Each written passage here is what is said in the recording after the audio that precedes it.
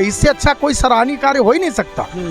भारत सरकार ने जो ये स्टंट लिया है, जो कदम उठाया है, इसके लिए भूरी भूरी मैं प्रशंसा करता हूँ और कहता हूँ कि वक्त से लड़कर जो अपनी तकदीर बदल दे, इंसान तो वही है जो हाथों की लकीर बदल दे। और कल क्या होगा ये कभी न सोचना, क्या पता कल वक्त ही खुद अपनी तस्वीर बदल दे। तो वक्त ने अपनी तस्वीर को बदला है और ये होना चाहिए था। तो इसमें ये भी तो है, ये भी चीज़ तो आता है कि हम इन्फिल्ट्रेटर जिनके पास कोई डॉक्यूमेंटेशन नहीं है उनको हम अपनी नागरिकता नहीं देंगे। ये भी तो इसमें इंक्लूडेड है ना सर। तो वही चीज़ है कि ये अच्छा स्टेप ही है, जाहिर सी बात है हमको ये स्टेप लेना ही था, आज नहीं तो कल। सीए एक अच्छी योजना है, सीए बहुत अच्छी चीज़ें है जो लागू होना चाहिए। लागू हो गया? लागू हो गया हमारे हिसाब से, ये ठीक है। और ये योजना की सबको एक रजिस्टर्ड किया जा रहा है, ये सबसे बड़ी चीज़ है और इसको हम अच्छा मानते हैं। कह रही हैं कि हम एकदम सीए का जो कानून लागू किया गया है उसके एकदम पढ़ लेंगे तभी जाकर के हम लागू। अरे वो तो ये कहेंगे कि हमको बंगाल को काट करके अलग देश बना करके दे दो ना, हम उसके पीएम बन जाए। पीएम ऐसे तो बनने वाले नहीं हैं।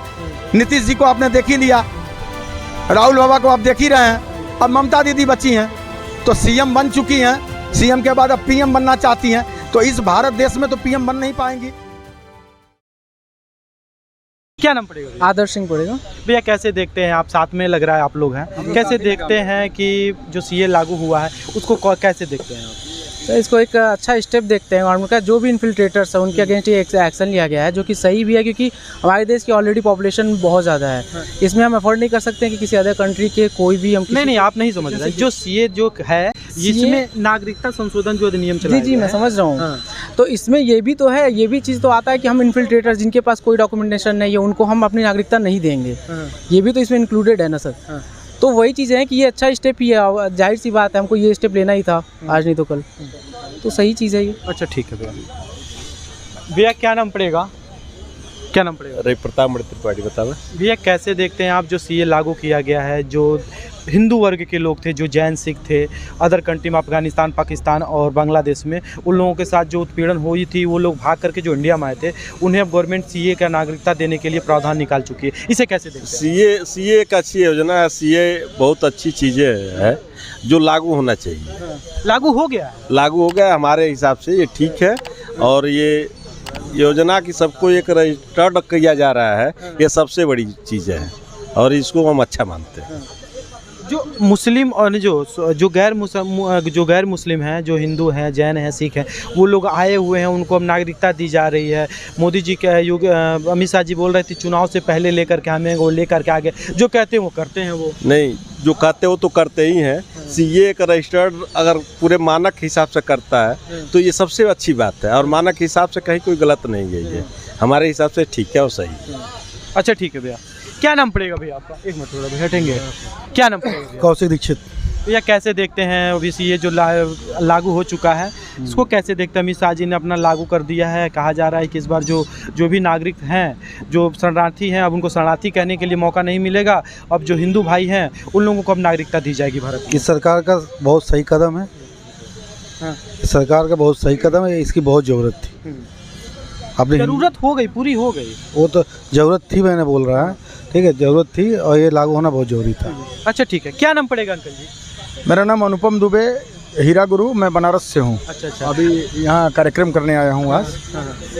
अच्छा अंकल जी एक बात बताइए, आप तो गुरुजी हैं, एक बात बताइए, कहा जा रहा है कि जो सीए लागू हो चुका है, ये लागू हुआ है, इस पे क्या कहेंगे आप? अरे इससे अच्छा कार्य और क्या हो सकता है? जहाँ पर कोई व्यक्ति अगर प्रताड़ित हो, लोग कह रहे हैं कि हिंदू, तो अल्पसंख्यक को अगर यहाँ पर प्रश्रय दिया जा रहा है, हमारे भारतवर्ष में अल्पसंख्यक कह करके प्रश्रय दिया जा रहा है, तो अगर हिंदू कहीं किसी दूसरे देश में अगर अल्पसंख्यक है, प्रताड़ित है, तो उसको प्रश्रय भारत में मिलना चाहिए, अवश्य मिलना चाहिए। इससे अच्छा कोई सराहनीय कार्य हो ही नहीं सकता। भारत सरकार ने जो ये स्टंट लिया है, जो कदम उठाया है, इसके लिए भूरी भूरी मैं प्रशंसा करता हूँ और कहता हूँ कि वक्त से लड़कर जो अपनी तकदीर बदल दे, इंसान तो वही है जो हाथों की लकीर बदल दे। और कल क्या होगा ये कभी न सोचना, क्या पता कल वक्त ही खुद अपनी तस्वीर बदल दे। तो वक्त ने अपनी तस्वीर को बदला है और ये होना चाहिए था।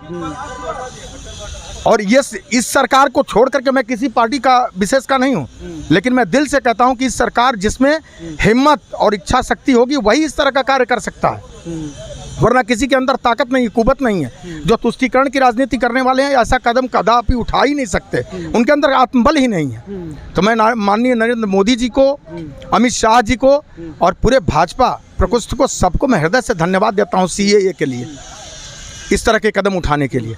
और होना चाहिए, इसको कड़ाई से लागू होना चाहिए। अच्छा, एक बात बताइए अंकल जी, कहा जा रहा है कि जो अगली बार जो वोट पड़ा था, जो खिलाफ में हुए थे लोग, 105 वोट पड़े हुए थे और वहीं पे 120 प्लस पड़ा हुआ था बीजेपी को CA के सपोर्ट में। उस समय बड़े ही मतलब काफ़ी दंगा फसाद हुआ था, रोडें रोक दी गई थी, ठीक ना? इस पे क्या कहेंगे आप? देखिए, ऐसा है कि पहले दंगा यूपी में भी होता था ना, हम तो बनारस के रहने वाले हैं, अक्सर दंगा और फसाद से जूझते रहते थे हम लोग। अब काहे नहीं कोई दंगा कर ले रहा है। दंगा फसाद, झगड़े, लड़ाई, ये जब सरकार की इच्छा शक्ति में कमी होती है, जब तुष्टीकरण होता है कि जैसे एक भोजपुरी में कहावत है कि पुतो निक भतरो निक तक क्रिया के कर खाई, तो जब वो भी सही ये भी सही, तो छोड़ो या साले को लड़ने दो, मरने दो, कटने दो, तो दंगा हो जाता है। और सरकार की जब इच्छा शक्ति होती है, जब वही बुलडोजर दिखाती है सरकार, तो समझ में आ जाता है दंगा करने वाले दंगा कर ले, दिखा दे दंगा। अभी तो मैं आज बाबा के नगरी में आया हूँ। बाबा की नगरी मतलब काशी से चल करके योगी जी की नगरी में आया हूँ। और आप बता रहे हैं कि बाबा की नगरी इसमें आए हैं, यहाँ पे डबल इंजन का सरकार है, योगी जी यहाँ के रहने वाले हैं और मोदी जी बनारस के सांसद हैं। क्या कहना चाहेंगे, थोड़ा दोनों जने के बारे में बताइए। देखिए, हमारे बनारस की तो तस्वीर ही अलग है, क्योंकि आपके बाबा हमारे बाबा के यहाँ जा चुके हैं और मोदी जी भी आ चुके हैं काशी में।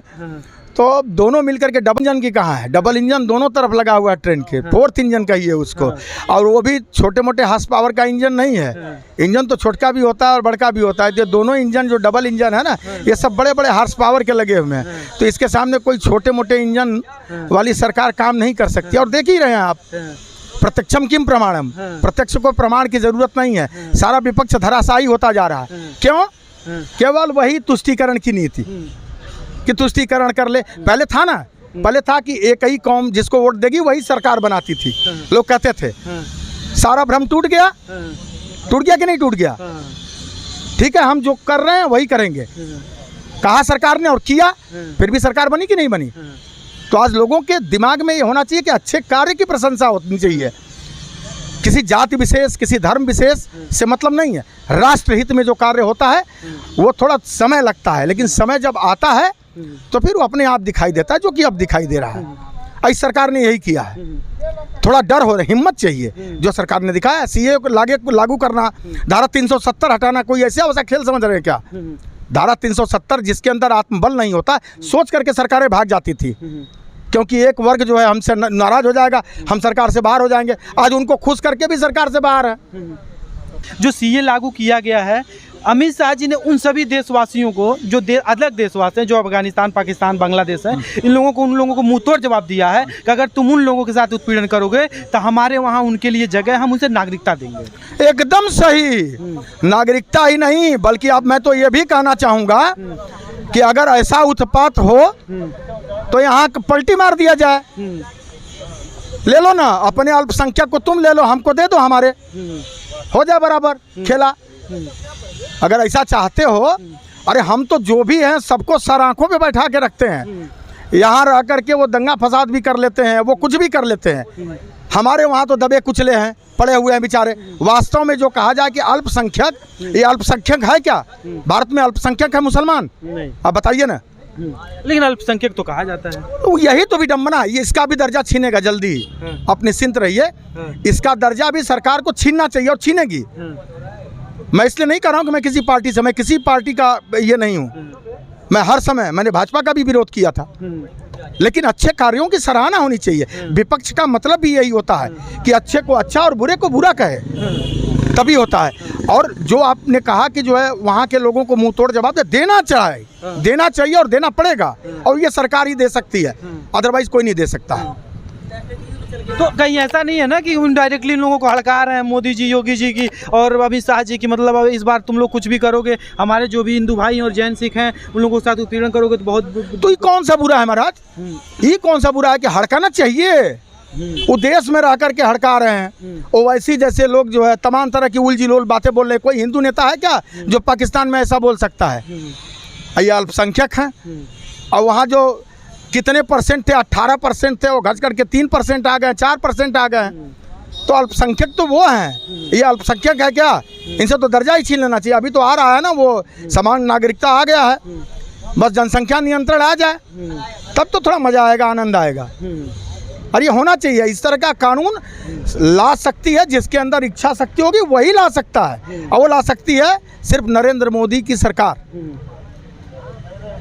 क्योंकि और सभी लोगों को आप देख रहे हैं क्या कर रहे हैं हर हालत में। मतलब एक वर्ग खुश हो जाए, एक वर्ग विशेष को खुश करने के लिए कहाँ तक गिर सकते हैं, कैसा कैसा जवाब ये दे सकते हैं, उसकी कोई सीमा ही नहीं है कि कैसा कैसा जवाब दे देंगे।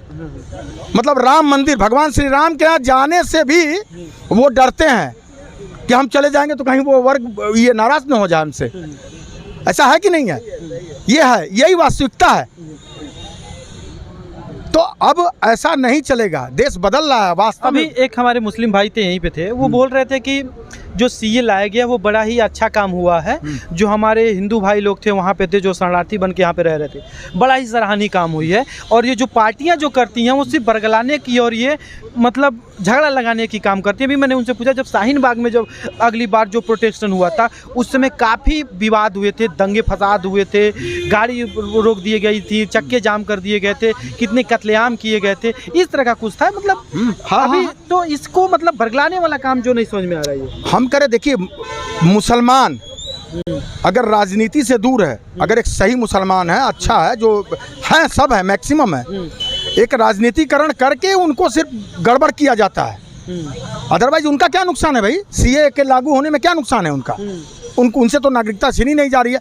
हम कह रहे हैं, हम आप 4 लोग एक घर में हैं, हमारा घर है, हम 5वें को बुला ले रहे हैं और आपको घर से बाहर नहीं निकाल रहे हैं। क्या परेशानी है आपको? हम आपको घर से बाहर नहीं निकाल रहे हैं किसी को, हम तो 5वें को बुला रहे हैं, 6वें को, जो हमारा भाई है, जो बिछड़ा हुआ परेशान है, उसको हम बुला रहे हैं। तो इससे क्या परेशानी है भाई? परेशानी है ममता बनर्जी जैसे लोगों को कि वो जो बुला करके बांग्लादेश से जो घुसपैठिया वोट बैंक जो बनाई हुई हैं, जो घुसपैठियों को बुला करके वो जब बाहर किए जाएंगे ना, परेशानी वहाँ है। असली मेन जड़ आप नहीं पकड़ रहे हैं। मेन जड़ वहाँ है कि जो आ चुके हैं, जो अवैध रूप से, उनको बाहर करने का जो अभी कर रहे हैं ना, जो हमारी ईडी के ऊपर हमला कराया भारत देश में। मतलब ये शर्म की बात है कि भारत देश में हमारे सीबीआई के ऊपर, ईडी के ऊपर, सीबीआई के ऊपर, ईडी के ऊपर हमला कर दे। मैं तो कह रहा हूँ कि वो तो गिरफ्तार हो गया शहनाज से। अब न हुआ है गिरफ्तार। मैं कह रहा हूँ कोई किसी को दिन दहाड़े हत्या कर दे, बाद में गिरफ्तार तो होगा ही, कानून से बच नहीं सकता। ममता दीदी, जो ममता दीदी कही जाती हैं, उनकी सरकार में उन्होंने तो बंगाल को बना दिया एकदम पूरा पाकिस्तान। मेरी मानिए तो सरकार को वहाँ पे राष्ट्रपति शासन लागू करा करके साल भर तक वहाँ पे ऑपरेशन चलाना चाहिए, तब जा करके वहाँ पे सब कुछ सुधर जाएगा। ये होगा आज न कल, देख लीजिएगा। कह रही हैं कि हम एकदम सीए का जो कानून लागू किया गया है उसके एकदम पढ़ लेंगे तभी जाकर के हम लागू। अरे वो तो ये कहेंगे कि हमको बंगाल को काट करके अलग देश बना करके दे दो ना, हम उसके पीएम बन जाए। पीएम ऐसे तो बनने वाले नहीं हैं।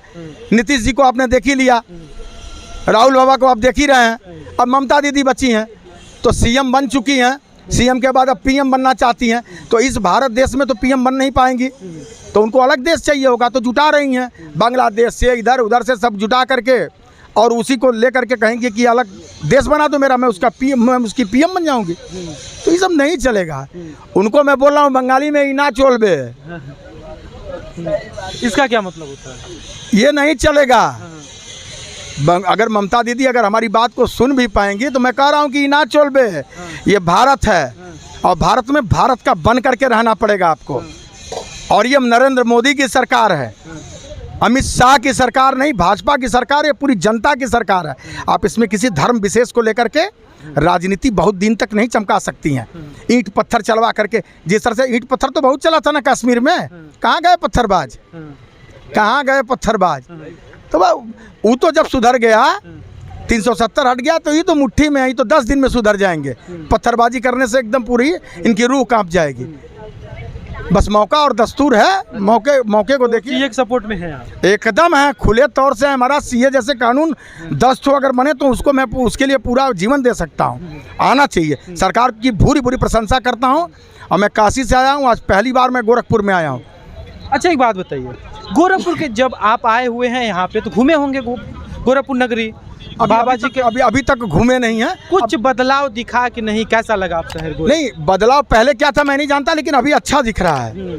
अभी अच्छा दिख रहा है। पहले क्या था मैं नहीं जानता, लेकिन अभी जो देखने में लग रहा है, जिस तरह से मैंने पहले सुना था लोग यहाँ से जाते थे, थोड़ा सकरा सड़क वगैरह चाहे उस तरह से, लेकिन अब अच्छा दिख रहा है। अच्छा दिख रहा है। ठीक है, thank you so much. Okay.